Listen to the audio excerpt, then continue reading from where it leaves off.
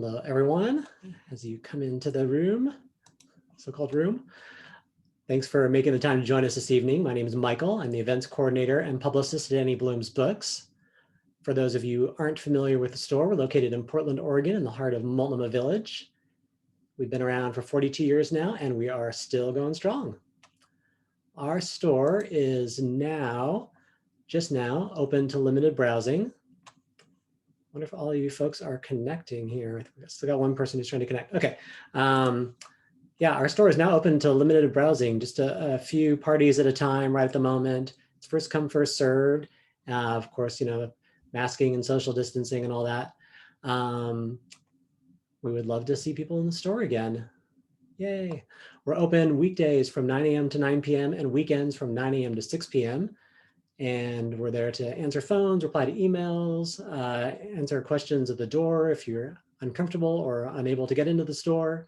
We love to hear from people who are looking for book recommendations. That's what we've missed the most during the lockdown. So please drop by or give a call and ask for a recommendation, chat about books, those kinds of things. You can shop day or night 24/7 at annieblooms.com. And we offer curbside pickup, local delivery, and various shipping options. We have a few other great events that are coming up in the near future. On Tuesday, that's April 20th, these are all Portland authors. We have Levi Rogers for the live stream launch of his debut novel, Utah, with an exclamation mark. You have to read it like, Utah.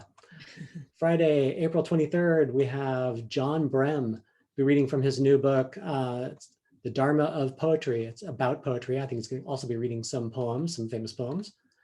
Should be great. On Tuesday, April 27th, Jacqueline Keeler. Her new book is Standoff, Standing Rock, The Bundy Movement, and the American Story of Sacred Lands.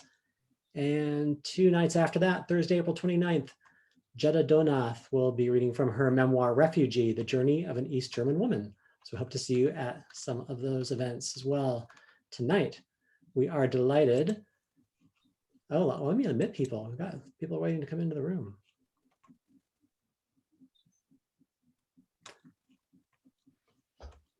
Hello, folks, as you're coming into the room. Hi, Polly. Sherry. I'm in the dark again. Now I've got to move. Hello there. I was just letting folks know that my name is Michael and what's going on at Annie Bloom's, and we have some great readings that are coming up in the near future, so you can check those out on our website. We have an events calendar, and the most important thing is that tonight we are delighted to be hosting Polly Campbell with her new book, You Recharged: How to Beat Fatigue Mostly, Amp Up Your Energy Usually, and Enjoy Life Again Always. I love that title. Great. You came with enthusiasm, Michael. I appreciate that. You have to. Yeah. The word recharged in there? Come on. I'm going to put the link here in the chat that you can go and buy the book at Annie Bloom's. We would love that if you would support us by doing so. Thank you very much. Megan Thatcher is having a hard time getting in here. We're rooting for her. All right. So there is that link. And if you go and buy the book from Annie Bloom's, that'd be awesome. So Polly's going to do a reading, and then there will be a Q&A session at the end. You can type questions in the chat as we go along. I'll be happy to read them when we get to that part, or when we get to the Q&A, or be welcome to raise your hand and ask a question out loud, however you're most comfortable. Let me tell you about You Recharged. When author and podcaster Polly Campbell got tired of her hoodie smelling like pizza and her days being clouded by midlife overexhaustion, emotional burnout, and boredom, she decided to get off the couch and reclaim her core energy.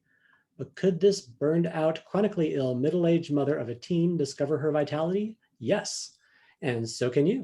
Self-help books for women often encourage you to throw out the life you're living and create a fresh start. You Recharged isn't about that. You don't have to quit your mundane job, cut out cocktails, or sign off of social media to recharge. Instead, Polly Campbell's inspirational book is about adding things in, good habits, practices, fun, people, activities, self-care strategies that ignite your essential energy, the sustainable source that fires you up from within and keeps you going during the good and bad. When we align with the things that matter to us and allow the why to guide us, we are energized. Sure, there are challenges, setbacks, and plenty of things that piss us off, but they don't have to deplete us. They don't have to leave us mentally exhausted or take our power.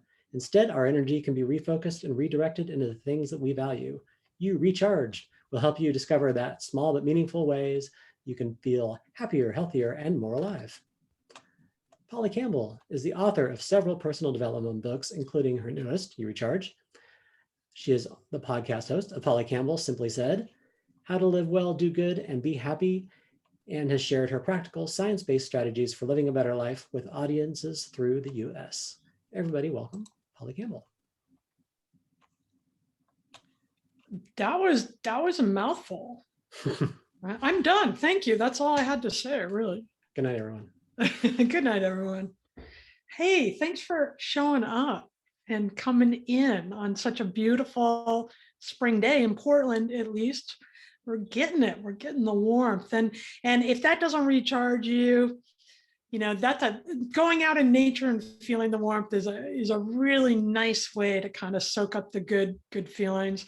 I am happy to be here tonight. I was telling Michael before that this is full circle. When I got out of college a million years ago, during the prehistoric period, I moved to Portland and I was working at community newspapers around the area. And I lived about half mile from Annie Bloom's. And I would go wander the shelves and imagine what it would be like one day to have my book there and look at all the books that I couldn't afford to buy at that time. And here we are a million years later, and Annie Bloom's is still there and still selling great books and doing great help and work in the community and for authors. So please, if you're going to get You Recharge or any other fantastic book, here's what it looks like. Please go to Annie Bloom's and pick up your copy. You'll find something you enjoy, like Michael was saying, you can buy online, whatever you're comfortable with. But the store has been good to the community and authors for 40 years. And that's something.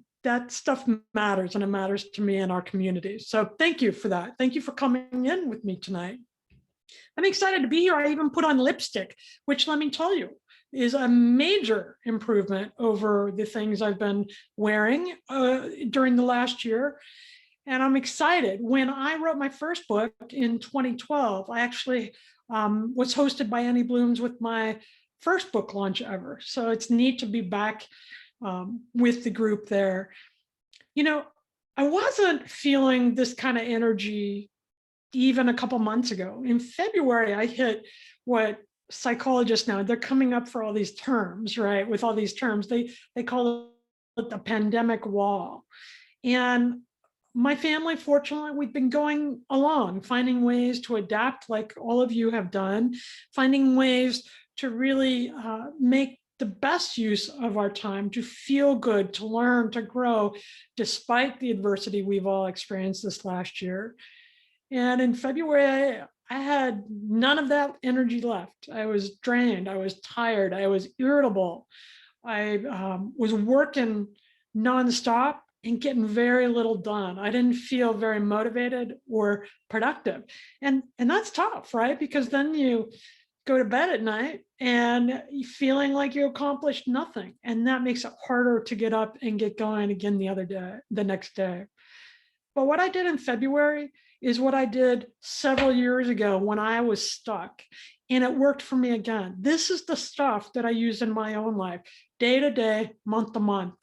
And I think it's going to support you too. So take what works tonight. What we're going to talk about is a lot of different ideas. And the thing that really worked for me when I was so stuck years ago and really wanting to get up and get going and live a more engaged life, I had to customize the ideas that I had read about or heard about. I had to really develop and practice them in my own life in a way that worked around my family and my work and my body and all those things. So tonight, I'm going to share with you some ways I did that, ways that might work for you too, and then customize them to work into your own life. These are practical things that we can do day to day. And I think they'll support you and your growth the way they did mine. Like Michael was reading on the back of the book, it was about 4 years ago now that I was finding myself waking up in the morning in the winter. It truly was in the winter, but it always seems like my toughest times are also in the winter. So it could have been middle of summer, but I was stuck, and I was waking up in the morning and heading out to the couch and my coffee, and I would sit there in the dark and count the hours until I could go back to bed. I was that burned out and that tired. And I was embarrassed too, because on paper things were working. I'm self-employed as a writer, and I had many articles to write and clients I was working with. And I'm married to a nice guy who's very supportive, but that was feeling a little boring and familiar. I have a healthy kid and wasn't engaging with her in the way I wanted to engage with her. And I was embarrassed that I had all these things that I could enjoy and appreciate about my life, and yet I wasn't doing it. I was having a hard time getting up in the morning and feeling energized or excited about anything. You know, I wanted to be a writer my whole life, and now I've created this whole career for myself. And at one point, several years ago, I didn't know if I ever wanted to write again. So you're faced with those moments, right? And you know what I'm talking about, because we all hit these spaces, and we will again. But what we're going to talk about tonight, and what I talk about in You Recharge, is this kind of bounce back kit, these approaches we can take to avoid burnout and to also reignite that spark for life again when we are stuck. Because it's going to happen. Life ebbs and flows. We hit plateaus. We have times of great energy and excitement. And then we kind of settle in and we think, oh, good, I need a break. And we take the break. And after a while, that break becomes a little too comfortable, a little more boring, a little more familiar. And pretty soon we find ourselves waking up, counting the hours till we can go back to bed, like I was doing. That wasn't where I wanted to remain. So I decided to investigate this a little bit. What causes this degree of burnout? And what can we do when we hit it? And because we're going to hit it, right? The American Psychological Association describes burnout as emotional, physical, mental, they say, or emotional or physical or mental exhaustion. I say all of the above. I've never felt stuck, or I've never felt burned out when I wasn't physically and emotionally exhausted. It takes from us. And that happens when we are investing our energy at a high level into all these other things without taking time to restore. So what happens then is we feel overwhelmed. We feel like we have too much to do and not enough time to do it. And one thing builds on the other, right?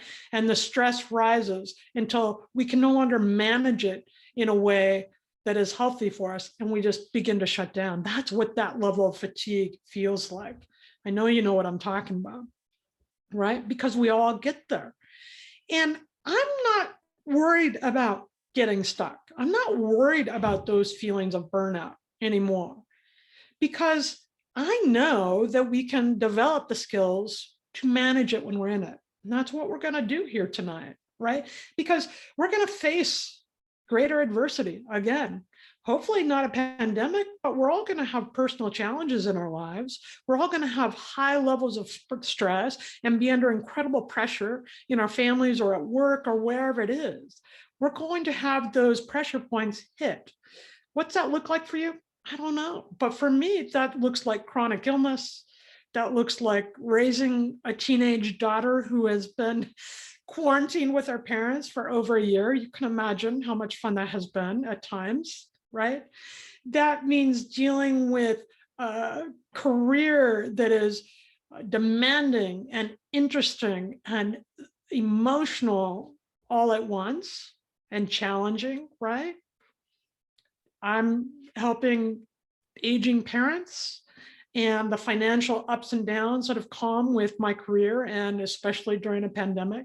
So those are a few of the things that are coming into my life. And that's okay, because now I have the strategies to deal with them.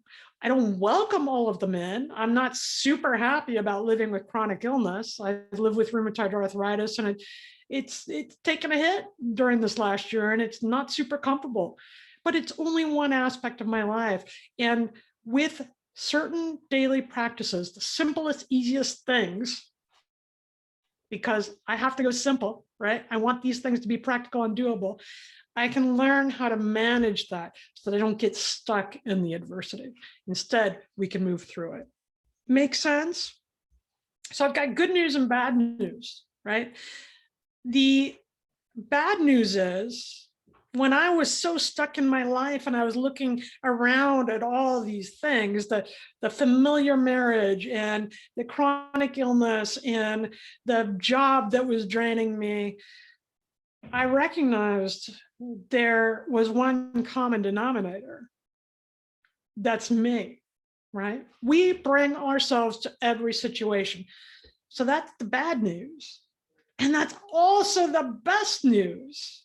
Because when we are accountable for the things occurring and happening in our lives, we can also be accountable for the successes. And we can also make the changes we want to make to thrive, right? We're in charge. Our lives are so often affected by our thoughts, and thoughts are simply ideas, right? They're not necessarily true. We make them true by our actions, by the actions we take. So I'm having a thought on the couch every morning that, oh, my life is so boring and I'm so tired. And so I would continue to behave in ways that would support those thoughts. I don't do that anymore. Now I behave in ways, in the easiest, simplest, practical steps I can, that support my growth and my curiosity and my health. And I think it's important to realize that while things are going to come into our lives, we have a choice in how we respond to them. And that is our power position. And that's why I know that no matter what happens, whether we welcome it or not, we'll be okay. We can find our way through it. Okay. This is about you recharged and getting unstuck and overcoming and avoiding burnout. To me, this is really about living an engaged life. We're like a car battery. So if you're running low on energy, you need jumper cables. If the car is running low, if the car won't start, you jump the car. You give it energy from the outside. And then what do? We drive it around to charge that engine. We take action that charges that engine, right? And then we leave it in our driveway for the next few days. And the next time we go out to the car, it runs just fine because we have charged it. So in our lives, we need to develop the systems and the habits and the little tiny practices that we can do right in the middle of the day that recharges, that rev up our engine, okay? What we're talking about in Eastern traditions is often referred to as chi. In Western culture, we call it vitality, right? And in India, it's prana, which means life force. The life force, that's what we're talking about. And I love saying that because it reminds me how connected we are to the energy both inside and outside of us. Energy does two things. It transforms and it transfers, right? So when I'm sitting on the couch feeling stuck and unhappy and upset, I was transferring that energy because that's all I had inside. That's all that my engine was operating on, to the people around me, to the work I was doing, to my physical body and health. You know, there is all kinds of research that supports we experience more pain when we're feeling stressed and unhappy, right? So what we do with our mind and body and emotions, it's all interrelated. What we do impacts one another because energy transfers and transforms. So I decided I needed to transform my energy so that not only I felt better, but that it could transfer to bigger things in my life. I've read a lot of research about this, and one study I think is really interesting came when they looked at hundreds of elderly women who were living in a nursing home retirement kind of community. And many of those women were severely debilitated or disabled. They were ill, some terminally. They were elderly and frail physically. And yet about half of them had incredible vitality. Half of them were excited about their lives. They were curious about what was going on around them, liked interacting with other people, and reported a high degree of emotional satisfaction and purpose in life. They couldn't walk. Many of them needed help caring for their basic needs, getting dressed, going to the restroom. And yet they had a high degree of vitality. And the one thing we know about this this life force, is it's contagious. So again, when we are living from this place of engagement and energy, we transfer that energy to other people. And in this way, I think we change the world, right? Because you know what it's like to be around somebody that just makes you feel good about yourself, that comes with such great, inspiring energy that you walk away better than before when you met them. Okay, that's what we're talking about, and that's who we can be. And I'm telling you what, this is a much more fun way to live. Counting the hours till bedtime when it's like 6:30 in the morning, that wasn't super fun. So we need to transform those stuck moments into something that allows us to engage and grow and feel better. So where do we start?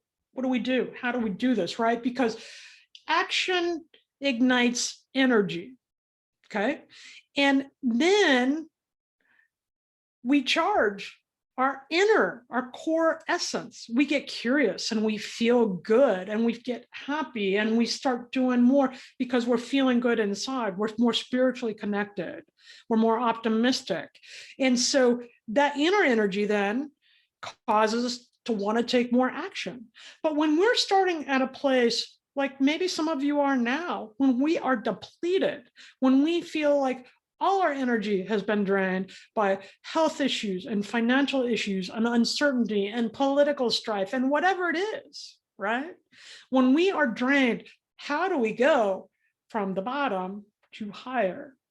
And what I found is really different for me because I'm a very glass half full kind of person. And what I needed to do and what I suggest people do is look first at their areas of lack. Where is your energy draining? Okay. When I was looking at my areas of lack, I started with my physical body. I was overweight. I had more pain than I'd had in a long time. I needed surgery. I was eating poor, I was making poor food choices and eating too much. I was having more cocktails than I was used to and than I wanted or needed, right? So it was really clear that my physical body was an energy drain. I wasn't giving it what it needed to create energy. I looked at my career. I was bored at work. I had created this whole career around the one thing I wanted to do, to be a writer. And now I don't even know if I want to do it anymore. When we are unhappy or frustrated or limited by our roles at work, that's an energy drain. That is an area of lack. Okay. Look at the relationships in your life.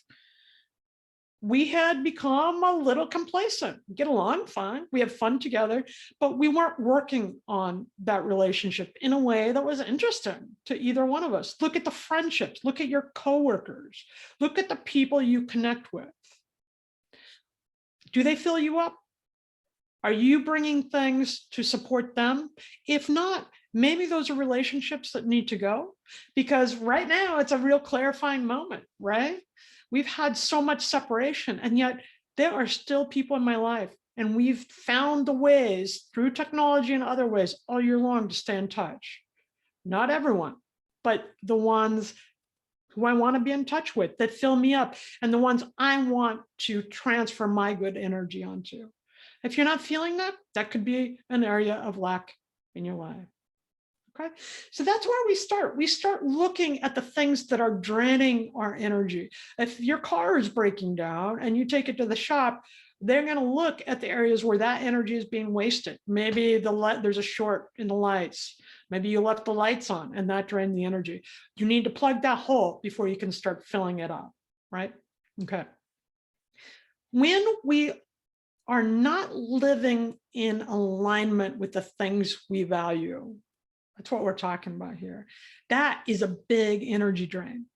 That will deplete us. And let me tell you what that means. I was talking about how much I valued my health. I have chronic illness. If I want to be successful and keep moving, I need to do certain things to preserve that. And yet at that time, I was not exercising, I was not watching my diet, and I was making some other poor choices.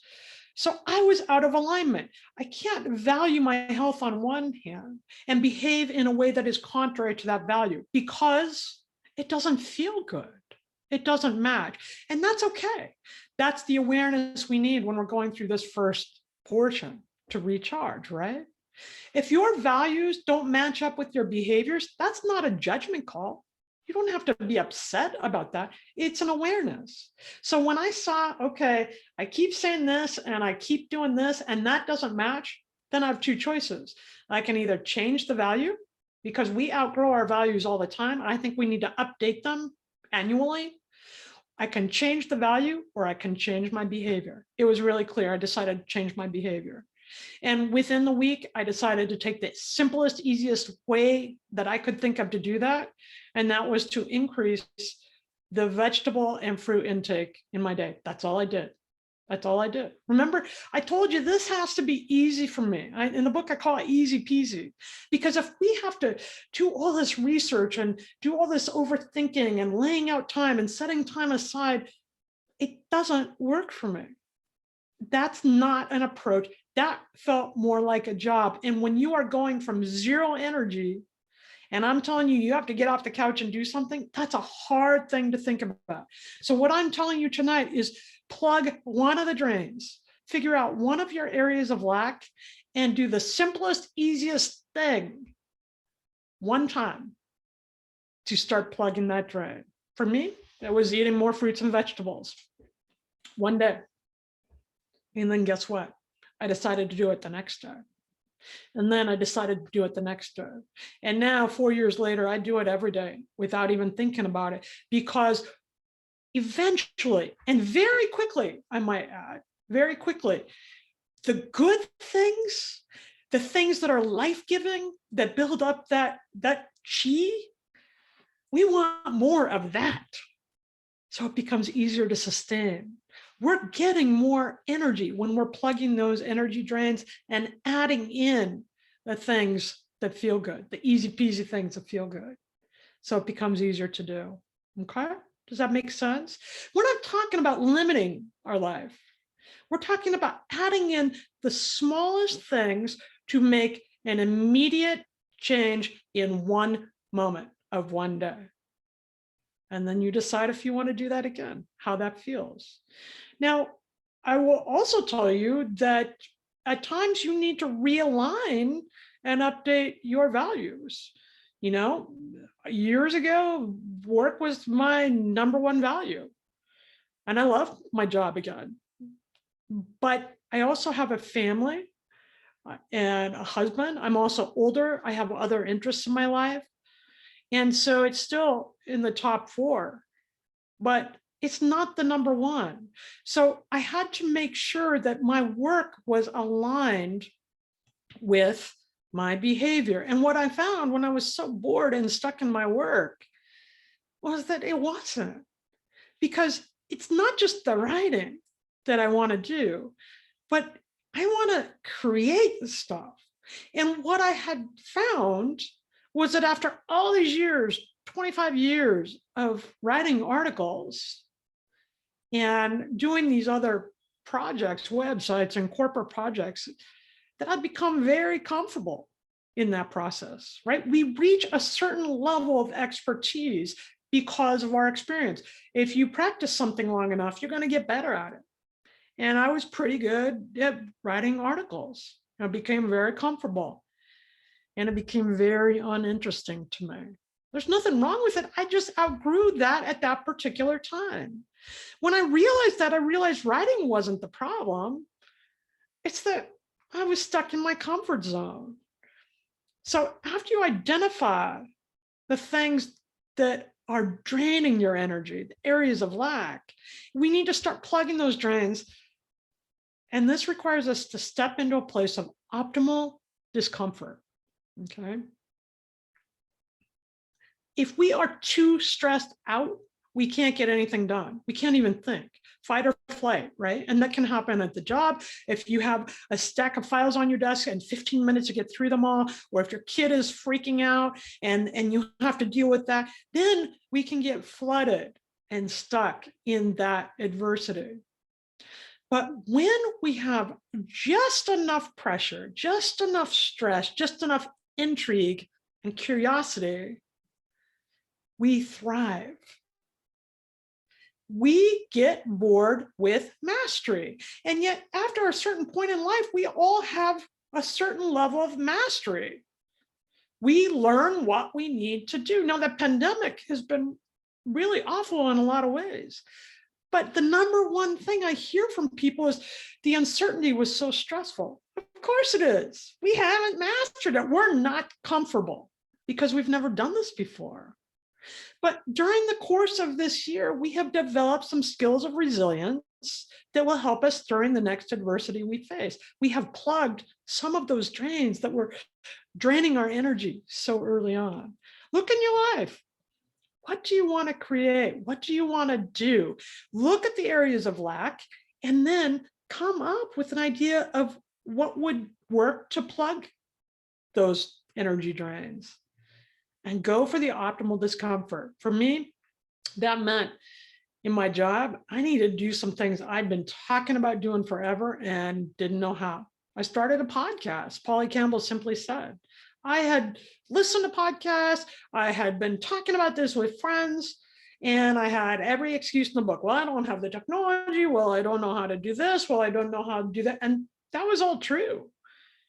But at some point, to get unstuck, to recharge our lives, we have to move into this place of optimal discomfort, because what happens then? We grow, and we love that. Humans love to grow. We are expansive. We don't want to be limited. We don't want somebody to tell us what we can and cannot do. We want to learn through the experience of doing it. And it was scary because I come from a job where I am edited. I have a team of people who help me write better and help me think through structures of articles and books. And I learned, bought the equipment, and got up my first podcast within 2 months of this. And I didn't know what I was doing. So now I'm giving this out to the world because I needed to step into that place of optimal discomfort. And you know what? It's working, and it's fun every day because I'm still learning and growing. So maybe you don't want to do a podcast, but maybe you want to try a new recipe. Maybe it's time to try a new workout program or sign up for a class, and it's going to be scary. That's the discomfort, but there's going to be growth, and behind that growth is energy. That's how you engage with your life. That's how we recharge. That's how we get going again. So this is what you customize for yourself. You know, a number of years ago, my husband, at the age of 45, started taking piano lessons with the kids. And he loves taking piano lessons. And he's not very good. Don't tell him I said that. He's working on Don't Stop Believing by Journey, which I do appreciate. But we're not there yet. But like anybody else, mastery takes years, and it's the exploration that matters. We get so caught up in middle age thinking, oh, well, I need to know.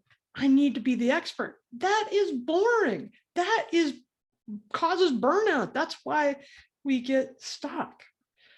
because we are energized and recharged and vitalized when we're learning, when we're curious, when we're engaging with each other in books and vacations and new sites and new things. We like that, even when we're uncomfortable. We like that, okay? So some ways to get into that. Now you've identified the energy drains and you're starting to think a little bit about the things you can add in, maybe more fruits and vegetables. Maybe you're going to apply for the promotion. Maybe you're going to take a class. Maybe you're going to meditate. I don't know what that's going to be for you. Have fun, get creative, finding ways for the things you value to align with the behaviors you're going to take. And then we need to sustain this energy, right? Because we're going to hit bumps in the road as we go. So when I decided that I was going to try some new things at work, when I was going to really work on communicating with my husband in a different way and doing some more activities together and that kind of thing, when I decided I was going to work on improving my physical health, then I didn't want to do any of it, right? I'm sitting on the couch thinking, yeah. Here's how I want to be. Here's where I want to get. Here's how I want to feel. And then I realized, oh my God, but I'm going to have to get off the couch. And the couch is so like good when you're tired. And I like Netflix. And so the very first thing you need to do is do some if-then planning. Come up with one behavior you're going to choose, something that's going to be fun and engaging, or something that's going to fill you up from the inside out. For me, I decided I was going to exercise 20 minutes a day. I don't call it exercise because I don't like exercise, but I move 20 minutes or more a day. And I can move while I'm vacuuming.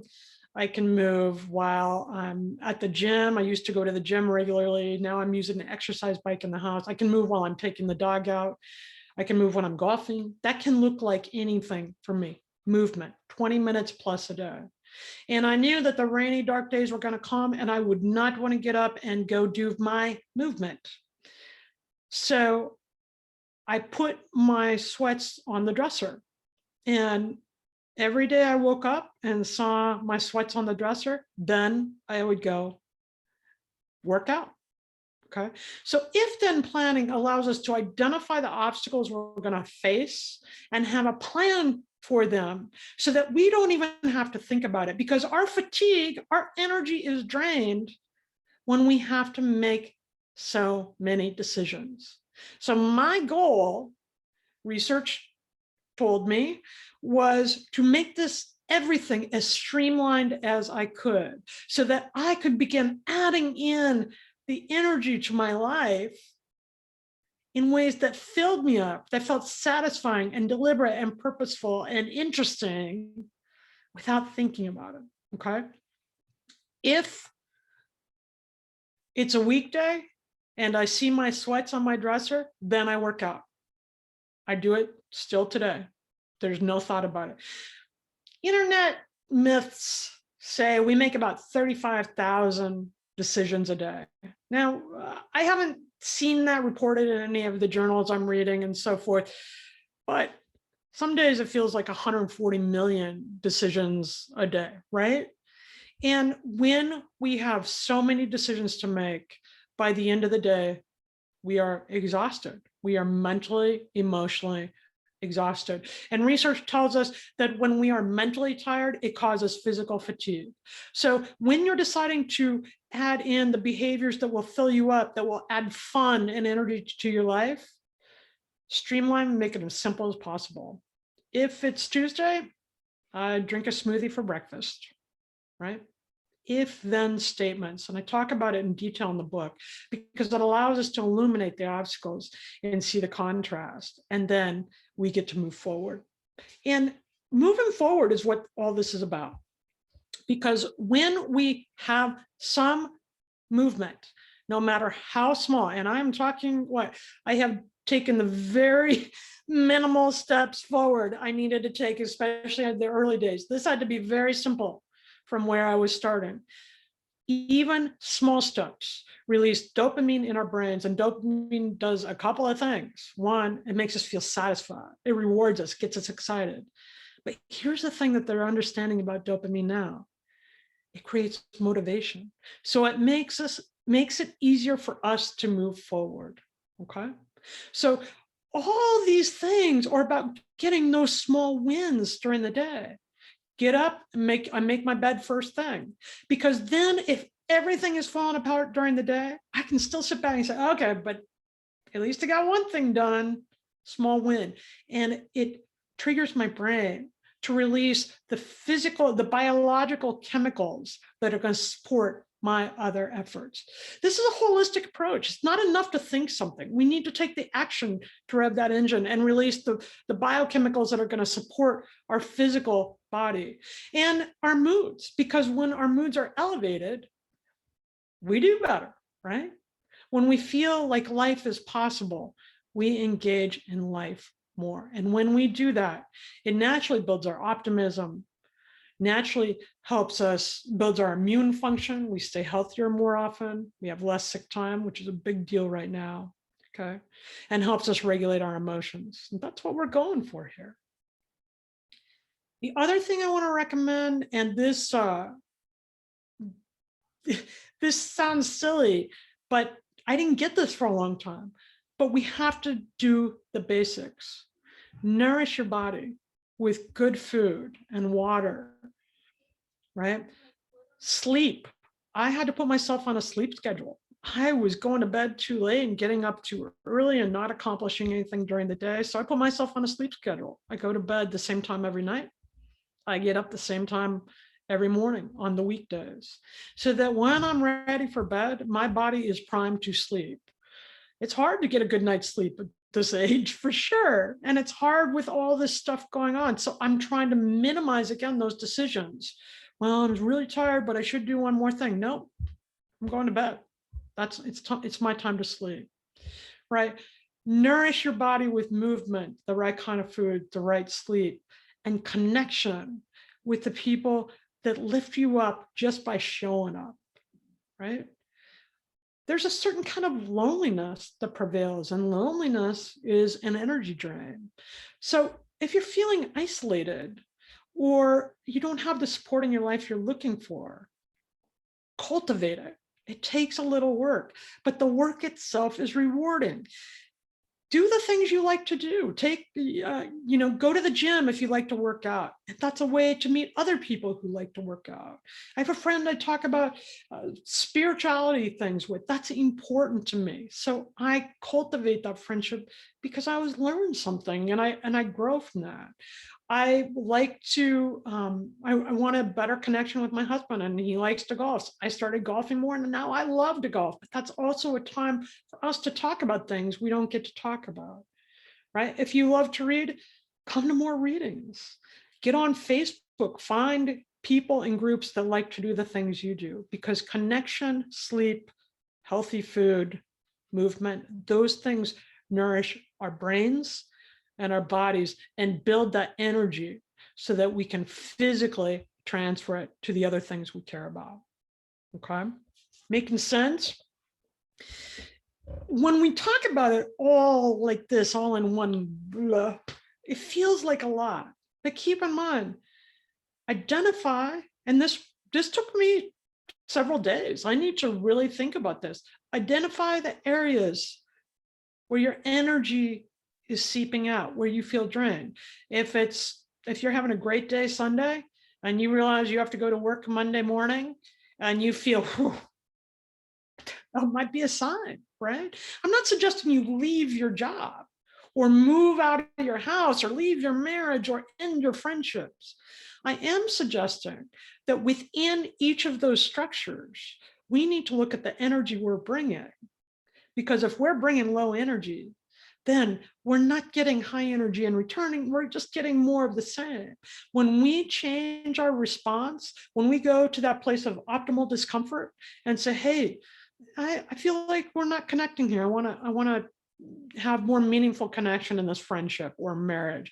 Or, I'm really curious, I'm not loving this part of my job. Maybe I should apply for the promotion. Maybe that would be more interesting. When we take responsibility to align those behaviors with the things that are going to help us engage in a larger way, we feel better and we start plugging those drains. Okay. A couple more things, and then we'll go to questions if anybody has, or ideas. I love to hear, like I said before, I've done dozens of interviews, read all kinds of research. There are a lot of ways of getting at this stuff. And so what we're touching on tonight are just a few of the ideas that I use on a regular basis, and the book has many more.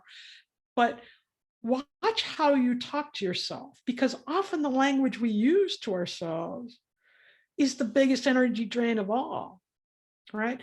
Research shows, well, let me just pose it to you because you're going to feel it right away like I did.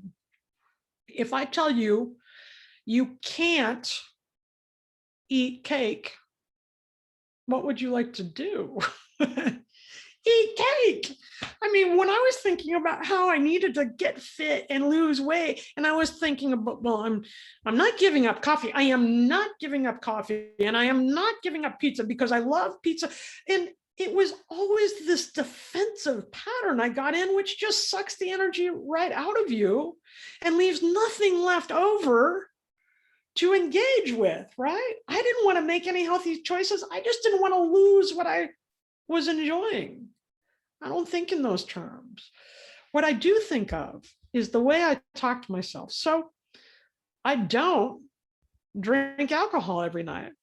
I'd never say I can't drink out. I can do whatever I want. I'm a grown-up, right? That's a response you get from me when you tell me I can't do something. But I decide not to. I don't do that. I don't want to do that. Right? I don't eat 3 pieces of pizza every time I have pizza, or 4, which I could have easily done. Now I do choose to eat the vegetables first, right? Because I increased my fruit and vegetable intake. I do choose to eat the salad first, and then have 1 or 2 pieces of pizza if I want. It's not that I can't, of course. If I want 7 pieces of pizza, I can do that. I don't want to do that. So the words we use and the tone we take with ourselves is super powerful. Imagine, and I write about the power words in the book, because consider this. If we are asked, do you know how to do this? It's hard to say no. No, I don't. Because we are taught that we're supposed to know. We are adults, right? We are supposed to have this answers to this, and we're masters, and we've been doing this for all these years. But when I want to recharge my life and bring energy in with a growth mindset, with growth and expansion, then I can say, no, I don't know it yet. And then I'm free to discover, right? Then I'm responding in a powerful way. Then there's no focus on failure or being less than or insecurity. No, not yet. I can't wait to learn it. That's a simple word choice. Often what we say to ourselves inside belittles and demeans and drains that energy away. If that's what you're coming home to every night, it's not usually the kind of people we want to be around, right? Instead of saying should, the question is, could you? Of course you could. But would you? Probably not. You don't need to do that. You don't need to be around people that are taking you down, or you don't need to do the things that don't bring you any purpose or joy. You can find a way to adapt them and be agile so that they do fill you up with that good energy. See how that works? These are simple little things that become easier with practice. I will tell you straight up, it wasn't simple for me in the beginning. I had to make it as easy as possible to bring them into my life every day. Little baby steps all along the way. But a baby step is all you need to get that small win, to get that momentum that will carry you forward. One last thing I want to share, and then I'll take any questions. And if you do decide to get the book, which has answers to every question. I don't know.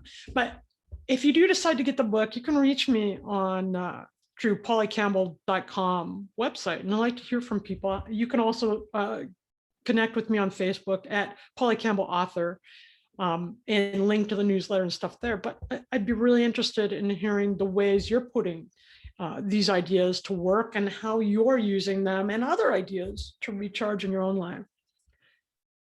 One thing we know also is that when we are generous in spirit and behavior, we not only elevate ourselves, but we elevate everyone around us. The energy transforms and transfers.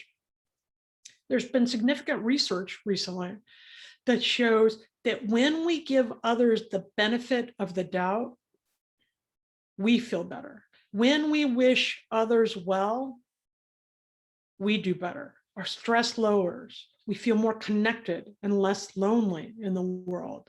We feel more optimistic. And that's how I want to feel.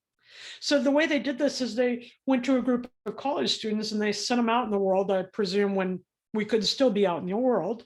We're getting there, we're getting there. They sent them out and they had two groups. One was a control group. And they said, just, walk by people. And when you walk by somebody, don't say anything to them, but just look at them and notice them and don't think anything one way or the other, positive or other. If you want to judge them or do whatever, do it silently, but you can do that. And the other group was this group of people that said, every person you pass, silently wish them well. If you pass somebody around the campus building, just send a silent thought. I hope they're having a good day. I wish you well. I hope you're doing well.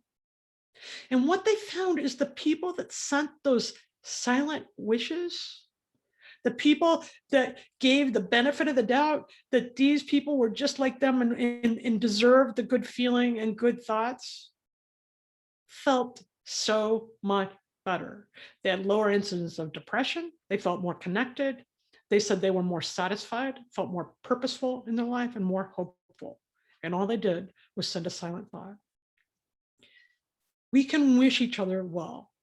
We can give that part of ourselves. And when somebody cuts you off on the freeway or says an unkind word or maybe doesn't notice you, which has happened to all of us, right? It hurts. Instead, give them the benefit of the doubt. Wish them well, because then you raise your own energy. You recharge your own life. And some of that energy may just transfer on them and help them recharge and get unstuck too. So tonight, thank you for being here. I wish you all well. Thank you for sharing this moment and this book with me. I believe in these ideas. I get excited about it and I use them in my own life every day. So hopefully they'll support you too and your growth and excitement and enthusiasm as we engage in life again. So thank you for being here. I appreciate it. Anybody have any questions? You're welcome to type them into the chat and I will read them to Polly, or you can just pop onto the screen, raise your hand, whatever works for you. What's that? Oh, you're talking now. Okay. I know all this. Comments.